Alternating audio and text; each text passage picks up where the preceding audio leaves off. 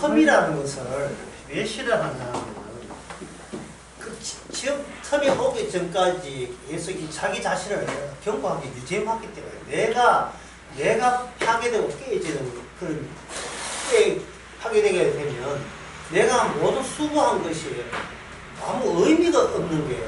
인간은 견딜 수가 없는 거예요. 자기가 노력한 만큼 나 이만큼 뭐 했다가 있어야 되는데 결국 나락에 떨어지기 위해서 이만큼 노력했는가? 이런 논리밖에 안 되었어요. 그렇기 때문에 인간이 갖춘 지혜나 지식이 어디서 부딪히냐? 십자가에서 딱 부딪히는 거예요. 십자가 의도적이에요. 인간의 모든 기적 체험과 감정과 그리고 지식과 성경 지식의 모든 것을 완전히 무산시켜버립니다. 박살내는 것이 십자가 사건입니다. 그러기 위해서는 그 십자가 사건에서 그저 주님께서 우리를 부수고 하나님의 속이 참 시원하게 해서 하나님 참 좋겠네. 우리 연약하기 짝이 없는 우리를 상대해서 박살내니까 참 신나겠습니다 하고 비양에 걸 수 있지만 주님께서 우리 속에 뭘 끄집어내는 저주를 쳐다내는 거예요. 풀숲을 해치고 그 첫날 밤에 끄집어내는 것은 우리가 갖고 있던 저주를 끄집어내는 거예요. 왜 끄집어내는가? 사랑하기 때문에. 사랑은 저주 속에서만 나타나게 되어 있어요. 사랑은. 저주가 없는 사랑은 사랑이 아닙니다. 이 첫날 밤 이야기가 적절한 이유가 48장 11절에 나옵니다.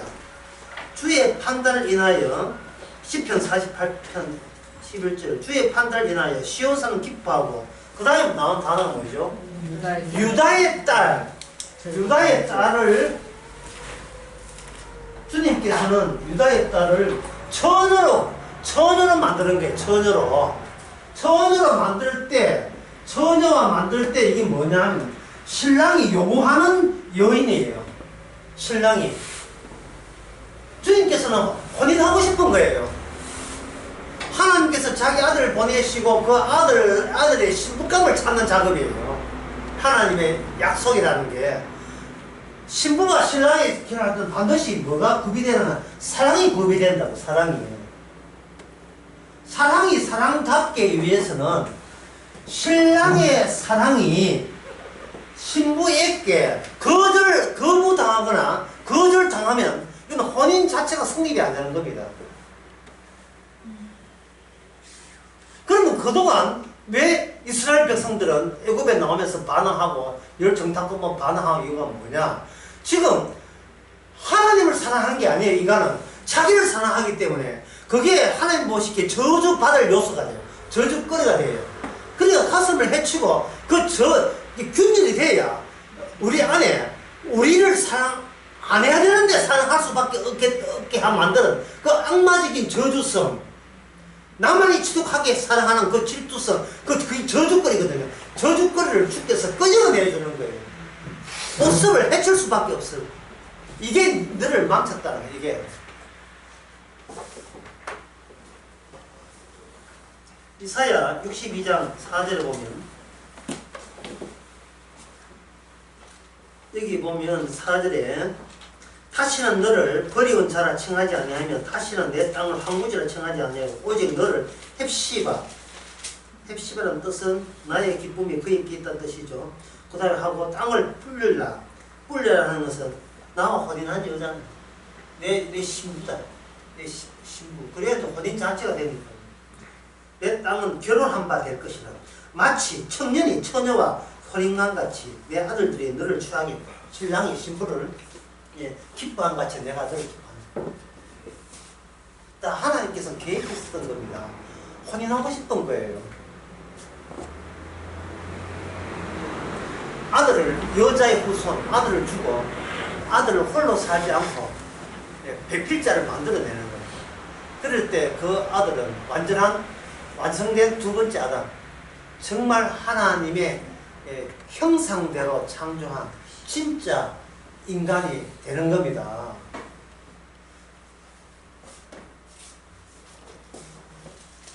따라서 이 사랑을 위해서 인간은 균열을 맞이할 수밖에 없어요. 다시 민수기 24장으로 잠시 한번 보겠습니다.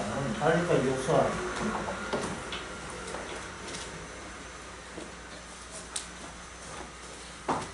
민수기 14장 거기에 보면 10절에 보면 아까 갈렙과 여호수아가 뭐라고 했습니다. 하나님이 땡기 좀 기뻐하심에 땡기게 있다면 우리는 그 땅에 갈 수 있다. 그런 관점에서 볼 때 그러면 그 아주 건장한 그 토착민들이 이렇게 설치한 이유가 뭐냐? 하나님의 뜻에 의하면 그거는 우리의 밥이 되라고 하는 거예요. 아니 밥치고는 아주 포식할 수 있는 그들은 우리의 밥이라.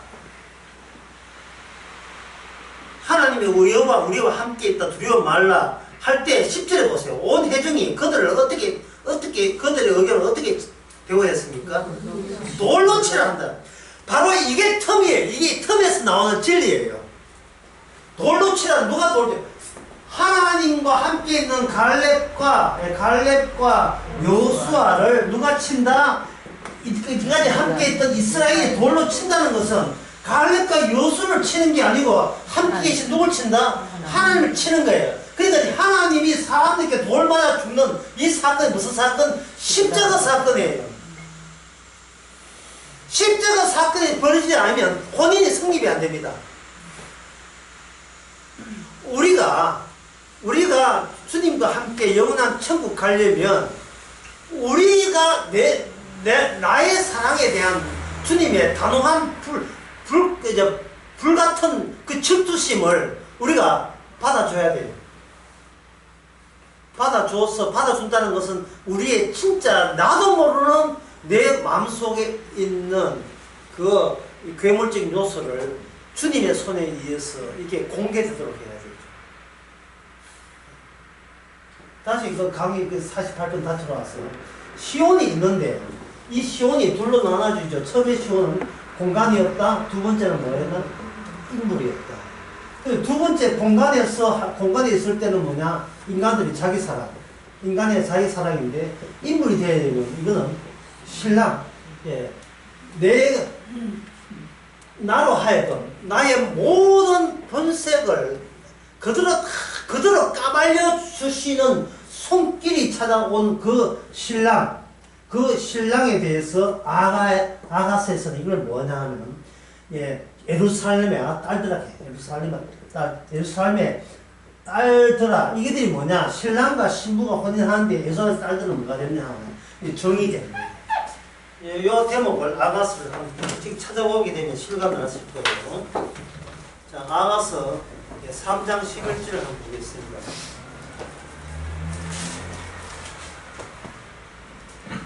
시온의 여자들이 나와서 솔로몬 왕을 보라. 혼인날 마음이 기쁠 때 그 모친의 씌운 멸류관을 그 머리에 있구나.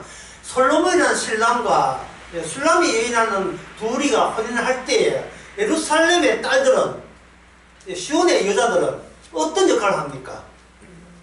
예, 들러리 역할을 하면서 그 결혼에 대해서 기쁨으로 정인으로 참여하는 거예요. 정인으로.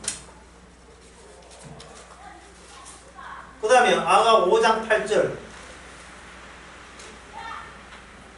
예루살렘 여자들이 너희가 와서 부탁한다. 너희가 나의 사랑하는 자를 만나거든 내가 사랑함으로 병이 났다고 하렵니다.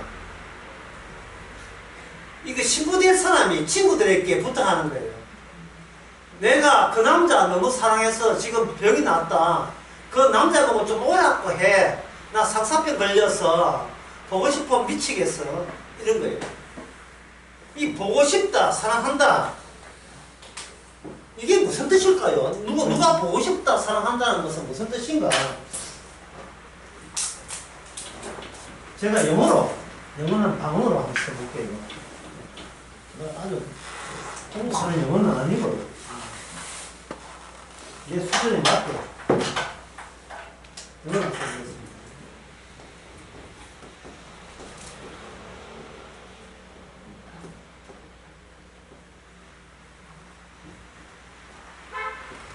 Take my hand take my whole life to 역시 for 왜냐하면 I can't help falling in love. 요거 수금이다. 네. 사랑에 빠졌다. with you. 네. 이게 뭐냐 하면은 내 손을 가져갔어요. 내 손을 가져간다는 의미가 나의 인생 전부를 가져갔어요. 역시. 왜 난 그렇게 하고 싶으냐? 왜냐하면 나의 사랑을 멈출 수가 없기 때문에. 당신에 대한 사랑, 당신과 함께하는 임마누엘 함께하는 사랑을 멈출 수 없기 때문에. 엘비스 프레슬리가 불렀던 Can't help but love you. 이 노래의 가사예요. Take my hand, take my whole life into it. Oh, I can't fall in with you. 그 노래예요. 오늘 또 노래 안 나오는 사랑이라는 것은 이왕 덜켜놓은 거, 이왕 죄인 중에 계속 거, 다 가져갔어요. 죽이든 밤이 되든, 나도 모르는 내 최후의 모습을 까발려준 당신에게 나의 전부를 다 드리겠습니다. 이게 로마서 14장에 나오죠. 사나 죽으나 이제는 누의 것이다? 주의 것이다. 이걸 세상에서는 뭐라 세자를 이야기해요. 광신도. 광신도. 이 갈렙과 여호수아는 광신도예요. 어떻게 자기 생각이 없어요. 갈렙과 여호수아가 이야기해요. 맞아. 그들은 우리보다 힘이 세. 맞다. 그들은 무기가 강해. 그 다음에 그러므로 못 들어간다가 아니라 그러니까 그들은 우리의 밥이라는 거예요. 이걸 이제 신약적으로 표현하면 맞아. 요한복음 8장에 맞아. 난 가난한 여인이야. 맞아. 나는 로마서 1장에 나오는 그 항목들, 그 죄의 항목들 안 걸리는 게 없어요. 몇 개는 걸리고 몇 개 아니. 전부 다. 예, 우리의 잠재성을 다 까발리니까 율법하면서 저주 안 받을 거리가 없어. 다 저주거리예요. 맞아. 그렇기 때문에 못 간다가 아니라 그렇기 때문에 뭐다? 나는 비로소 사랑을 알았다. 근데 그동안 나는 내 사랑만 알았는데 출장 나는 내 사랑에 미쳐 살았는데 이제는 나는 내 사랑이 이게 바로 저주의 이유가 되었다는 사실을 밝혀주는 것에 대해서 감사하고 있죠.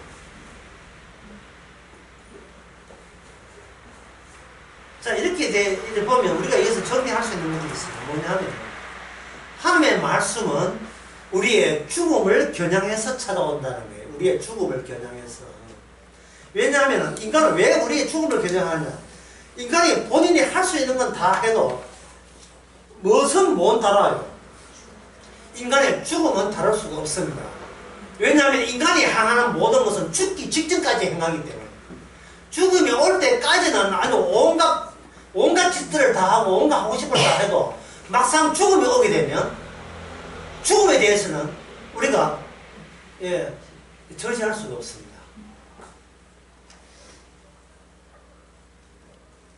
아가서 8장 4절과 6절은 바로 그걸 언급하고 있습니다. 아가서 8장 4절에 보면 여기 예루살렘에 그 여자 있는 부분 3절에 보면 너는 왼손으로 내 머리를 베게 하고 오른손으로 나를 안았으리라. 예루살렘의 여자들아 내가 너에게 부탁한다. 나의 사랑하는 자가 원하기 전에 흔들지 말고 깨우지 말지라. 내가 지금 남편과 하나가 된 이것에 대해서 너희들이 방해하지 말고 이것 때문에 나도 존재하고 신랑도 존재하고 이것 때문에 너희들도 존재한다. 그 공간이 무슨 공간? 예루살렘 공간. 예루살렘 공간. 이게 신약에 오면 어떻게 됩니까? 예수 안에 있는 상태를 두게 하는 겁니다. 그 다음에 예, 그 다음에 쭉 하면서 뭐냐 하면 6절에 보면 너는 나의 인같이 마음에 품고 도장같이 팔에 새기 두라. 사람은 죽음같이 강하고 투기는 음부같이 잔혹하며 불같이 일어나나니 그 기세가 못의 불 같아 여호와의 불과 같아. 불같은 사랑이라는 말은 모든 것을 나를 다 나의 것이라고 여기 또 기억되는 것을 다 태우듯이 찾아오는 사람. 그럼 나의 모든 것을 다 태운다. 내가 기억하는 모든 걸 태운다는 그 순간이 두 자로 어떤 순간입니까? 두 자로 죽음의 순간이죠. 사랑이 바로 진짜 나를 죽여버린 거예요. 내가 목숨 자살한다고 해서 내 사랑이 사라지는 게 아니에요. 인간이 자살한 이유는 나는 죽어도 내 음식은 살아있다는 그 자신감 때문에 자살하잖아요. 그런데 그 응시하는 나마저 죽여버리는 것은 내가 나의 주인공이 아니라 내 속에 품고 있었던 옛 아담의 죄가 그동안 나를 조정해 왔다는 것. 이 엉터리인 내가 그동안 진짜 나인 것처럼 주인 행세했다는 것을 십자가 앞에서 들키는 거예요. 그 사람 앞으로 뭘 자랑하겠어요? 돈 자랑하겠어요? 신앙 자랑하겠어요? 오직 사도 바울처럼 십자가만 자랑해요. 갈라디아 6장에서 너희들 뭐 자랑할래? 나는 오직 나 십자가만 자랑합니다.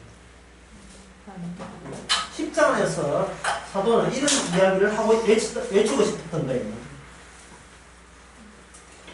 그것도 아주 신나게 외치고 싶었던 겁니다. 이게 뭐냐면 나는 이미 죽었다. 갈라디아서 2장 20절. 사도 바울이 이거야. 나는 이미 죽었다. 이미 죽었기 때문에 이 땅에 살아가는 것이 두렵지 않고 부끄럽지 않은 거예요. 이미 죽었기 때문에 주께서는 뭐가 주어지지 않는가? 나의 행동에 대해서 어떤 책임도 나에게 묻지 않는 거예요. 나의 행동에 어떤 행동, 과거에 어떤 행동을 하든 앞으로 미래에 어떤 행동을 하든 묻지 않는 거, 이걸 가지고 너에게 정죄함이 없나니라고 말합니다. 왜냐하면 네 대신 내가 사니까 네 행동에 대해서 내가 책임 물을 이유가 없다는 거예요. 책임을 묻는다면 아직도 네가 지금 살아있다는 바가 안 되기 때문에 그거는 용납 안 되죠. 여러분들이 사랑하는 남편한테 이렇게 세상 가서 이렇게 안길 때야. 아까 그 아가새 모션 나오죠. 남자가 오는 사람 딱 앉잖아요.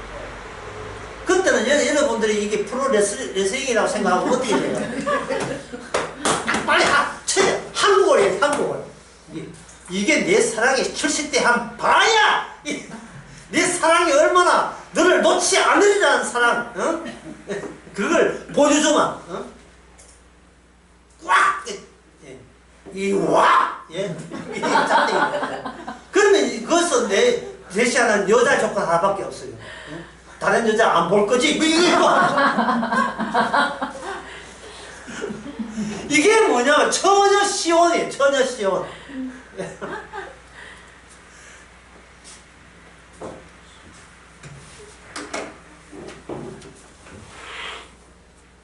그런데 이 처녀란 말을 어디에도 사용하는 이사야에 보면 그걸 누구한테 사용하느냐? 이사야 47장에 보면 바벨론한테 이렇게 사용해요. 이런 게 좀 어려워요. 이사야 44장 1절에 보면 처녀 딸 바벨론이여 내가 티끌에 앉아 딸 갈대아 이렇게 돼 있거든요. 그리고 5절에도 봐도 딸 갈대아여 잠잠히 앉아라 했는데 어떤 점이 이게 어려우냐 하면 이스라엘을 하나님의 이사야니까 미래에 하나님의 자기 신부로서의 뿔라 헵시바 아까 새로운 이름을 부여하는 거예요. 이름이라 하는 것은 이름이라는 것은 간단하게 이렇게 하면 됩니다.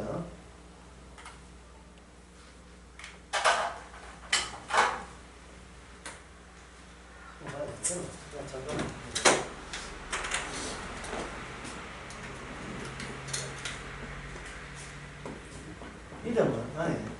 기능에 축약이 됩니다.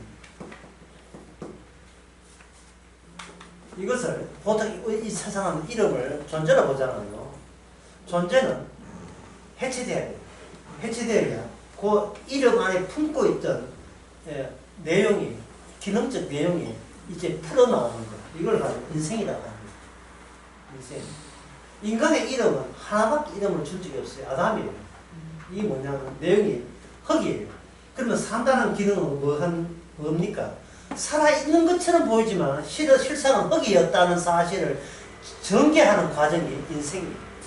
이게 인생입니다. 점차 후패해져가고 쇠퇴해지는 것이 이거는 거부할 수 없는 인간의 숙명이에요.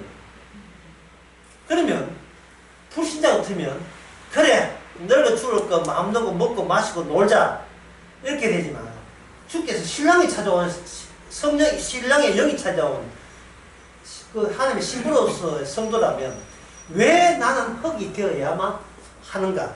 또 흙이 되도록 하는 인간을 왜 하나님께서 이 땅에 태어나게 하는가? 그 이유에 대해서 점차 알아가게 됩니다.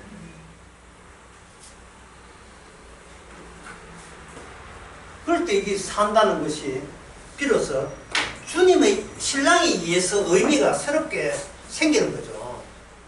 그럼 왜 인생을 살아야 되는가? 교체하기 위해서.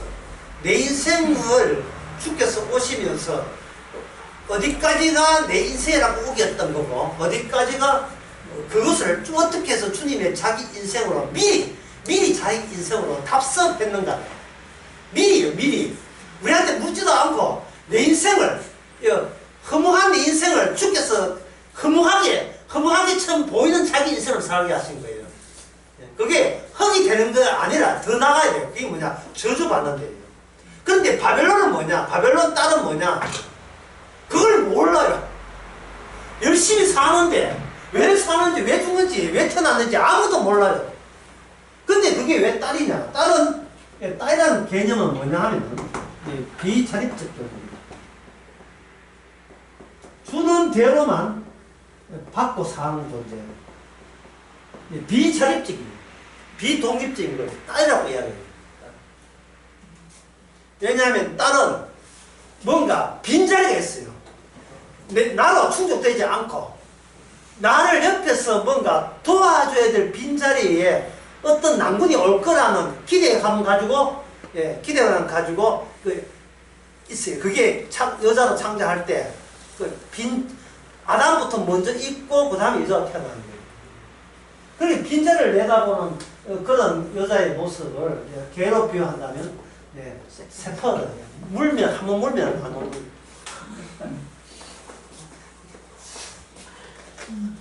안 물린 척 하면서 자기 물기를 원하고 있는 이중심리가 작용하고 있습니다.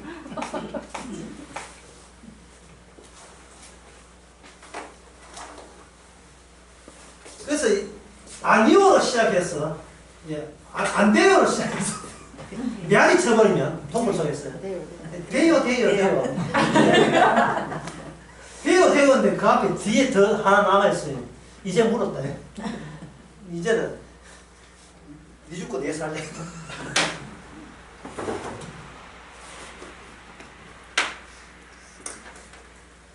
이 바벨론이 딸이에요.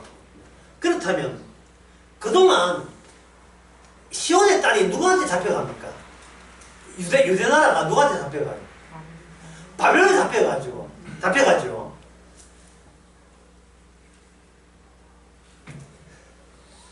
그러면 왜 잡혀가느냐 하면은 우상을 섬기기 때문에 그렇다는 거예요. 그러니까 우상 섬기는 게 뭐가 나쁜데? 십계명에 보면 십계명이 400년 나오죠. 나는 질투하는 하나님이다. 하나님의 질투를 드러내기 위해서 하나님께서 의도적으로 신랑이 될 수 없는, 같이 할 수 없는 세상에다가 포로가 되도록 만드는 작업을 먼저 하셨습니다. 그리고 우리가 이 땅에 태어나서 이 세상과 더불어 함께 사는 것도 따지고 보면 주께서 의도하신 거예요. 세상 즐거움과 거기에 탐닉하는 것도 주의 뜻이에요. 바벨론에 포로 잡혔다는 말은 자발적으로 바벨론 사람 되기를 원하는 게 아니고 포로 잡힌 거죠. 이거는 못 빠져나옵니다. 그래서 이 바벨론 사람 된 거, 이 세상 사람 된 걸 우리의 의식과 노력으로 빠져나올 수가 없어요. 그 바벨론 쪽에 포로 잡혀 갔다가 그 다음에 나오면서 생긴 나라는 뭐냐? 내 딸 시온이 돼요. 딸. 이것은 바벨론 갔다가 나오면서 내 딸 시온이 된다고요. 그러면 바벨론에 갔다는 말은 이미 그 나라 바벨론 사람이 되었다는 겁니다. 그러면 그 바벨론 땅에서 어떻게 시온 딸로 다시 구분되는가? 구분되면서 등장하는 것이 뭐냐면 공간에서 뭐로 바뀌느냐? 분화가 되고 인물로 드디어 나오기 시작합니다. 인물로. 왜냐하면 시온 땅이라는 것은 약속의 땅이라고 현재 팔레스타인 땅, 여러분 현재 팔레스타인 땅이라 하거든요. 예. 팔레스타인 땅이 언제부터 팔레스타인 땅이냐 하면은 AD 70년에 유대인들이 있었어. 유대인들이 그 땅을 있었거든요. 있었는데 그 땅이 계속해서 로마에 항전하니까 로마 화가 나가지고 유대인들 전부 다 없애버리고 다른 나라 흩어지게 했어요. 그 흩어진 땅에 누가 살겠어요? 팔레스타인 사람들이 살면서 그 땅이 유대인 땅에서 팔레스타인 땅으로 해서 21세까지까지 온 거예요.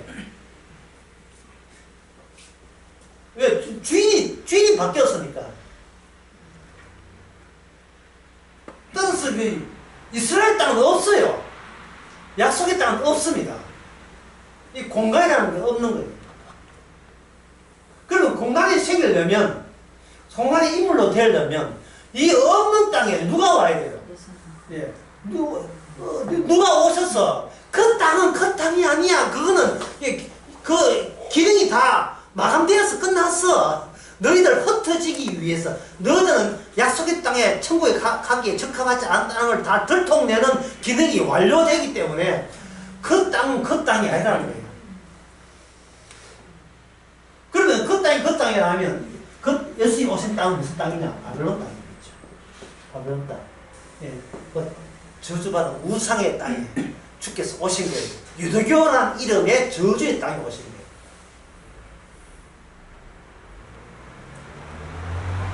여러분 잘 이해하고 하죠. 그렇다면 여기서 예수님께서 말씀하실 때 예루살렘의 딸이라고 예수의 딸이라고 할 때는 예수님으로 따라 나왔어요. 예수님을 말미암아 따로 분리되는 딸을 이야기하는 겁니다. 그게 신약에 나와요. 요한복음 12장 15절.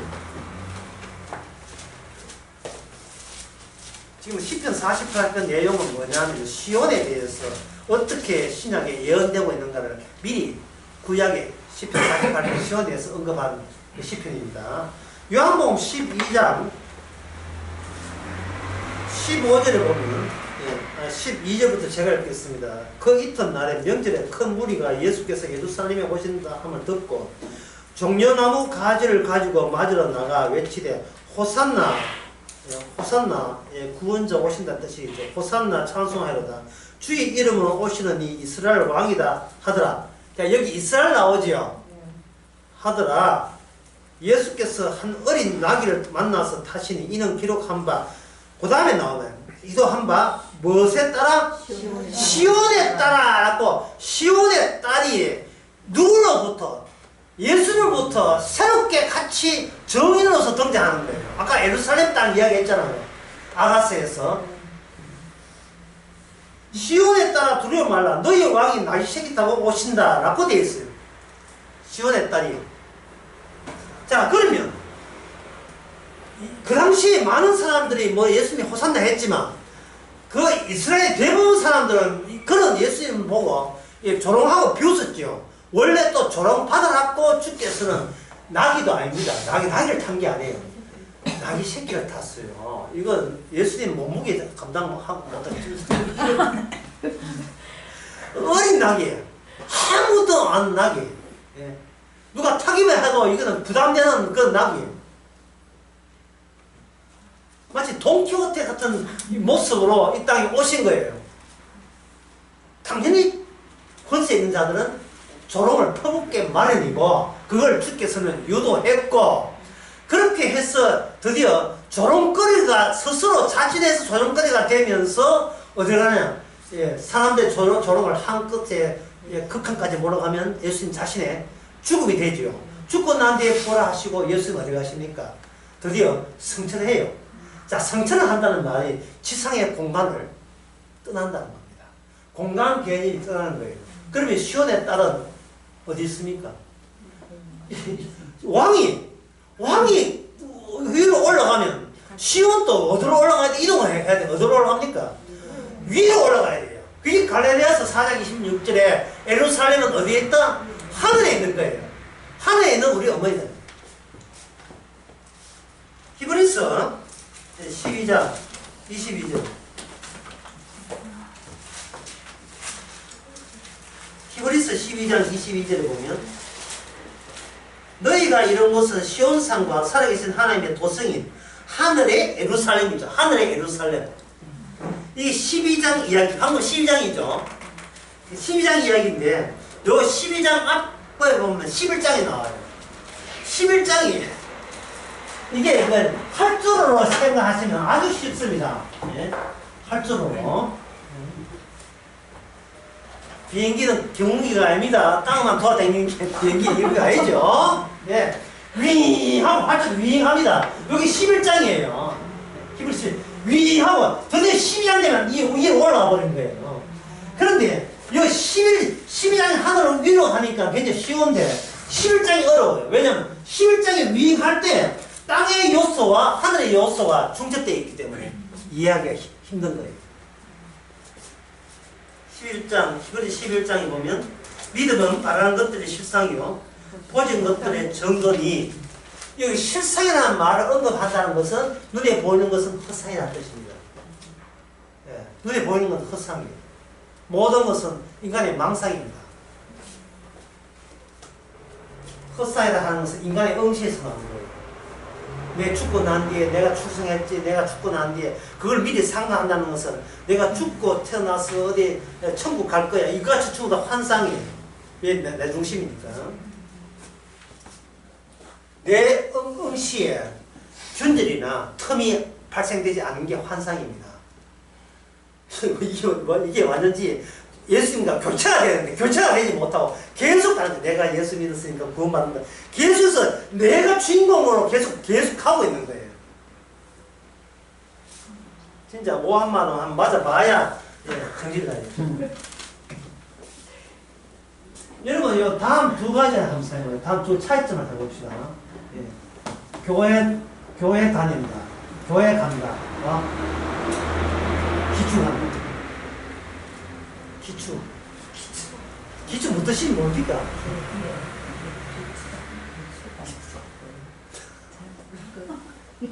야, 여기 진짜 경상도. 이 경상도 말이겠네. 이 근데 기자가 맞는지 모르겠어요. 모임을 기초로 해요. 이 모임을. 네. 아니 기축자 단어 자체가 이게 뭐 심한 방언이래요. 친목 남성네들의 친목 모임 여자 기축가 있잖아요. 여자 기축하면 찌질랑 하고 끝나면 노래방에 가고 이러잖아요. 절신 묶고. 그걸 여자 남자는 기축한다. 기축한 말 몰라요. 옛날 사람이십니다. 기축한다는 건 놀러 간다는 거예요. 교회가 기축같이 가버리면 교회 종교는 오락이 돼요.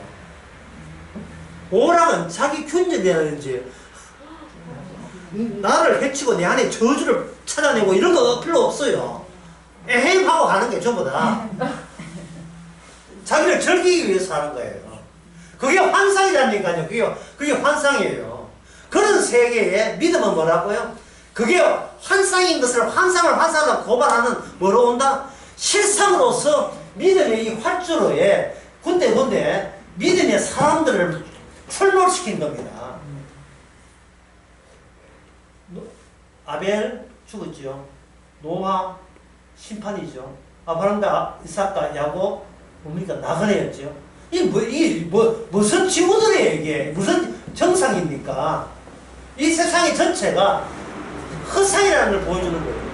실상이 나타나는 것은 허상의 시대에 섞이기 위하여 허상으로 폭로시키기 위해서 실상이 오는 겁니다. 그 다음에 계속 보게 되면, 예, 이런 바라는 것들의 실상이요. 보지 못하는 것들이 뭡니까? 보지 못하는 것. 보이는 게 문제라는 거예요, 보이는 게. 보이니까 현혹되기 쉽고, 그게 하나의 환상을 만들어내는 재료가 되는 거예요. 이 부부 싸움 할 때 싸우는 이유가 뭡니까?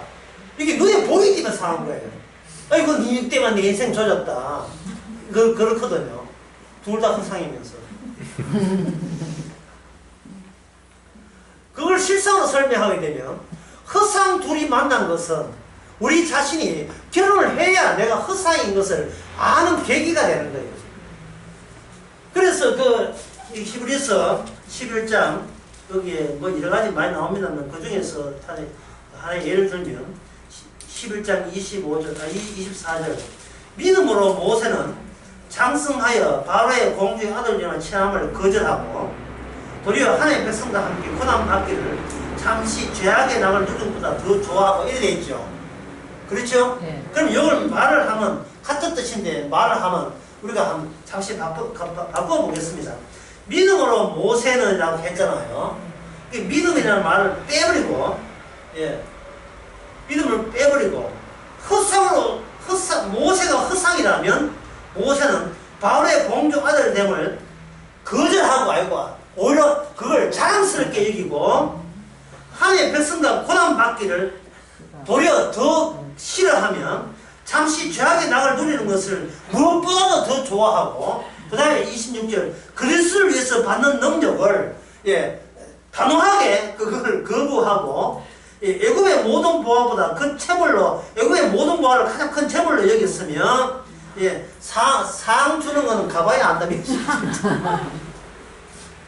가봐야 안다 이러시겠죠. 믿음이라는 것이 우리는 내가 잘못했다가 아니라 사는 환경 자체가 허상으로 꾸며진 세계에 나는 그 일부로서 허상의 전부를 보여주는 거예요. 일부로서 뭘 보여준다? 전부를 보여주었다. 이게 라는 사실을 알게 된 것. 알게 됐다는 말은 이게 바로 믿음이에요.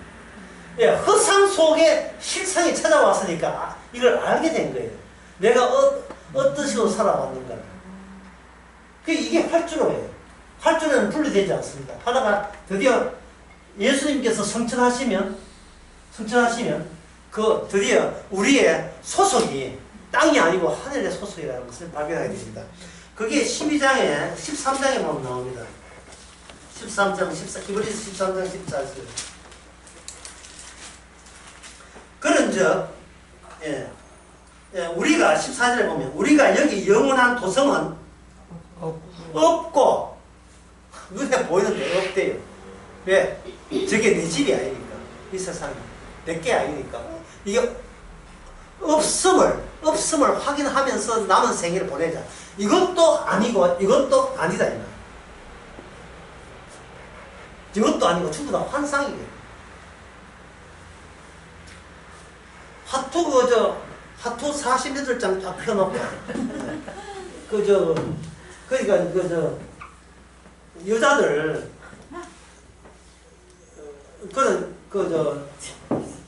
일러가 있는 여자들이 낮에 심심하기 때문에 화투를 친다는 거예요. 오늘 손님 올지 않는지 볼 때 쫙 깔아놓고 화살 패를 짓잖아요. 바로 그 역할을 그렇게 하는 거예요. 이제 내일은 또 무슨 사건이 일으키는가, 모레는 교회 가서 무슨 일이 벌어지. 해봤자 뭐예요? 없어. 이건 허상이에요. 허상들만 경험한 허상들만. 예. 끊임없이 오늘은 카페를 내가 해볼까, 내일은 한 믿는 뒤에 치킨집을 내볼까. 해봤자 허상들이에요. 해봤자 허상들이에요. 아, 없구나. 여기에 내 영원한 집은 이 땅에는 없구나 하는 것을 확인하는 거예요. 이게 종접된 사람의 특징이죠. 그런데 그걸로 옮겨가는 옮겨가는 방법이 히브리서 13장 11절 12절에 나옵니다. 이는 죄를 위한 짐승의 피를 대제사장이 가지고 성소에 들어가고 그 육체는 영문 밖에 불사름이라. 이러므로 예수도 자기 피로서 백성을 그렇게 하려고 어디 나옵니까? 성문 밖에 나간다는 말은 완성되다는 뜻이에요.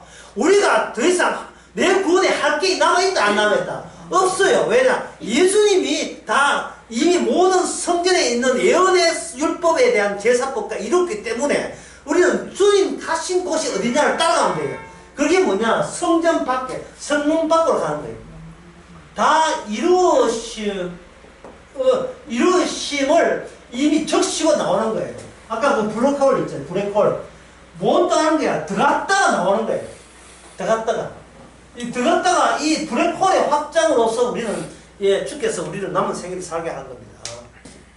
어떤 특정 장소가 아니라 우리 성도의 존재 자체가 예수 안이라는 장소를 보여주는 징후로서 작용한다.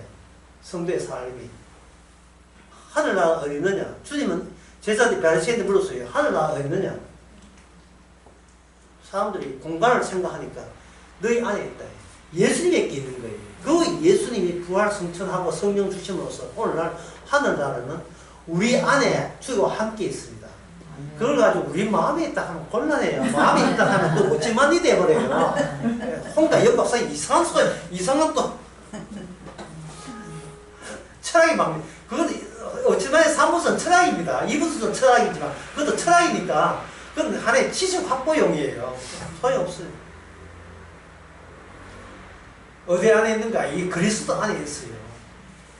그리스도 안에 있는 겁니다. 주님은 우리 안에 있고 그걸 뭐 마음이라고 굳이 한다면 그 틀린 건 아니지만 우리가 생각하는 그 마음, 홍과 용과 이런 이상한 것 때문에 본성이 되기 때문에 마음이라고 하고 그냥 쉽게 예수 안에 있다. 더 어려운 말로 십자가 안에 있다. 더 어려운 말로 성령 안에 있다. 그 언약 완성 안에 있다. 그렇게 되는 겁니다.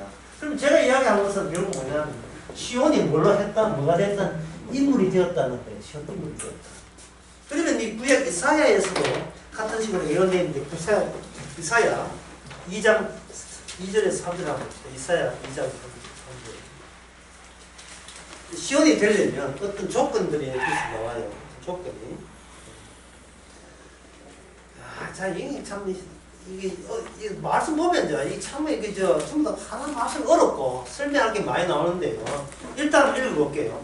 2장 2절. 만일에 여호와의 전에 산이 모든 산꼭대기에 굳게 설 것이요 모든 작은 산 위에 뛰어나니라. 만방의 그루를 모여들 것이라. 많은 백성이 가면 이르시기를 오라 우리가 여호와의 산에 오르면 야곱의 할매 전에 이르자. 그가 도로 그가 그 도로 그 진리로 우리를 가르치실 것이다.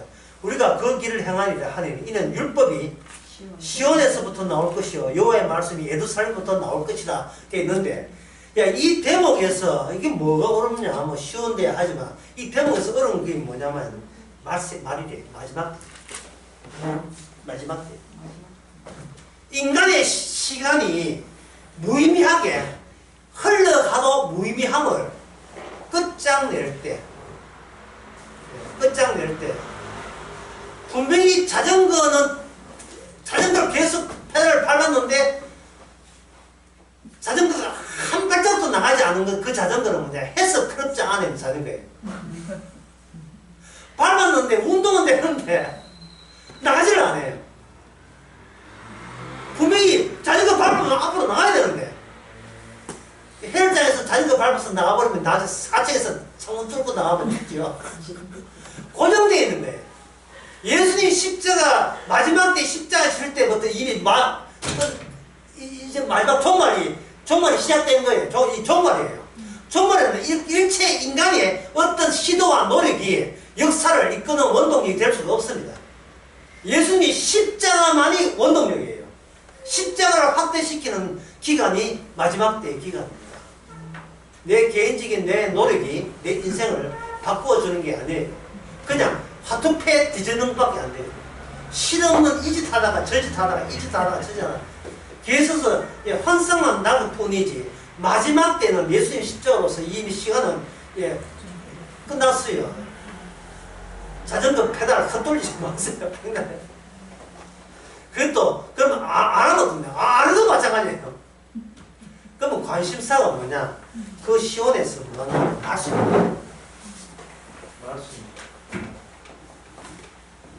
말씀이 이리저리 퍼져나가는 겁니다. 시온에서. 그럼 시온이 장소에서 공간에서 뭘 바뀐다? 인물로 바뀌면 이미 성천한 하늘에 있는 예루살렘에서 지상에 뭐가 주어지는가? 하나님의 복음이 주어지고 말씀이 주어지는 거예요. 그것도 그 말씀에 우리가 지켜야 되고 할 게 없어요. 이미 다 주님 홀로 다 이루었기 때문에 그 말씀은 주의 이름으로 주신 말씀이에요. 아까 공부했으니까 복습해 봅시다. 이름은 뭐라고요? 함축된 뭐다? 함축된 뭐라 했어요? 기능이죠. 예수님의 기능이 말씀 속에 왔다는 말은 우리가 여기 있으면 주인이 여기 있다면 주의 말씀이 기능이 여기 왔다는 갈렙과 여호수아처럼 주께서 잡아당기는 거예요. 완성된 말씀의 노선을 따라서 다 이룬 거예요. 다 이룬 거예요. 운전면에 6번 쳤는데 다 떨어졌다. 그게 주께서 계시한 거예요. 열심히 뭘 좀 뭐 하려고 하는데 갑자기 허리가 아파가지고 이러지를 못한다. 일어나지를 못한다. 이게 뭡니까? 주의 다 이루심의 일과 중에 스케줄 중에 하나에 포함되어 있는 거예요. 그래서 이야기하지만 여러분의 행위에 대해서 여러분이 책임지지 마세요. 십자가를 위한 일이었습니다. 이래 이야기하면 어떤 사람 참 나쁜 짓 해놓고 핑계하는 은창하다. 뭐 쉽게 포장했네 핑계하는 일 하잖아요. 그게 그 사람이 어디에 속했냐. 아까 중간에 속했어. 중간. 이게 하나님의 십자가 들어가지도 않고 십자가 와고 십자가 다 하셨네. 그럼 이제 뭐도 해도 괜찮겠네. 이렇게 나가는 거예요. 주관에서 해서 주관으로 돌아가는 것은 안에 뭐가 없었다. 자기 내부에 뭐가 발생되지 않았다. 균열이 발생되지 않았다. 털이 발생되지 않으니까 지식으로 십자가 알고 이제는 내가 뭘 해도 다 정죄함이 없고 용서가 되니까 나 이제는 내 마음대로 할 거야 할 때 그 사람의 치중은 뭐냐면 자기 자신의 정당성 그걸 크게 쓰게 하는 자기 자신의 정당성을 자기 의라 아예 인생을 망가뜨리며 사는 것도 자기 의라고 핑계대고 싶은 거예요. 반대로 객관성은 뭡니까? 열심히 성공하라고 노력해요. 들어가지도 안 해. 그래서나 못 가, 들어가지도 않고 계속 뺑뺑이 놀면서 주께서 뭔가 보상을 해줄 거야. 내가 열심히 사는 해줄 거야. 뺑뺑이 돌면서 십자가 못 나가. 왜 못 나가냐 하면 나는 다치면 안 되니까. 그 다음 뭐 3대째 신앙일이고 뭐 우리 아버지가 다 온갖 그 기억이 다치면 내가 내 것을 지키고 싶어요. 결사적으로. 내가 분열되고 깨지면 안 돼. 이 구약 이스라엘 이야기 이 사람은 못나서 그렇고 난 잘났으니까 하나님을 배신할 리가 없다는 거죠. 그렇게 열심히 해서 결국 남는 것은 뭐냐? 나는 완전치는 않지만 나는 최선의 노력을 다했습니다. 이런 일의 대표자가 누구냐 하면 예수님 동시에 누구냐? 바리새인이죠. 주님께서는 딱 집어 이야기해요. 누구든지 바리새인보다 더 의가 낫지 않냐면 천국에 못 간다. 무슨 뜻입니까? 니 잘렸어. 니 잘렸어. 그들의 수고한 것이 어디에 나오냐면 마태복음 5장 35절에 보면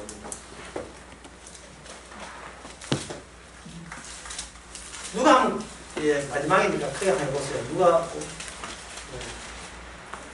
5장 34절부터 35절까지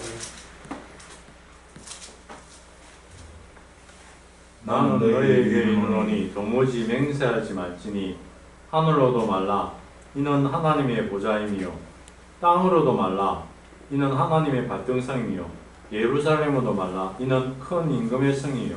쉽게 말해서 이렇습니다. 네가 땅을 알아, 하늘을 알아, 하늘을 알아. 네가 예루살렘을 알아. 네가 맹세한다는 말은 무슨 뜻이에요? 바로 이거예요. 맹세한다는 말은 우리가 알고 있는 지식을 총동원하고 해서 어딜 가겠다? 천국에 합류하겠다고 노력하는 이 모든 것, 이게 바로 불경스러운 거예요. 주의 말씀은 주님이 혼자 이루는데 합세하겠다고 덤벼드는 그것이 얼마나 주님에 대한 모독이냐 이 말이죠. 이걸 산상설교사에 집어넣은 거예요. 맹세를 해. 그게 뭐냐? 내 인생 내가 알아서 책임지겠다는 뜻 아니겠습니까? 어떤 일이 나와도 주께서 다 이루심의 일부를 우리한테 접촉시키기 위해서 벌어진 사태예요. 다 이루었으니까 결국 우리에게 주어지는 남은 것은 뭐냐? 범사에 감사하는 거예요. 모든 일에 감사하는 거예요. 그리고 그것은 그러니까 내 법대로 된다가 아니라 그러니까 나는 뭘 해도 나는 죄인 중에 괴수가 되는 이걸 어떻게 우리가 알겠어요? 주께서 신랑에 대해서 이리 오너라 보자 해가지고 우리가 꽁꽁 숨겨뒀던 우리의 저주 안에 있던 악마의 저주성을 우리한테 폭로시키는 이 작업의 반복을 우리 남은 평생을 통해서 그걸 이루어낼 때 그걸 뜯어낼 때마다 우리는 감사 외에는 나올 게 없습니다. 기도하겠습니다. 하나님 아버지, 주님의 비밀을 우리가 어떻게 알겠습니까? 10편 48편에 내 딸 시오나의 말씀으로 우리에게 덤벼들어서 어떻게 우리를 딸도 아닌 우리를 딸로 만들어 주시는지, 바벨론의 딸에 불과한 것을 어떻게 시온 딸로 만들어 주는지, 그 신랑의 죽으심의 사랑을 우리가 늘 품고 살게 하옵소서. 예수님의 이름으로 기도합니다. 아멘. 감사합니다.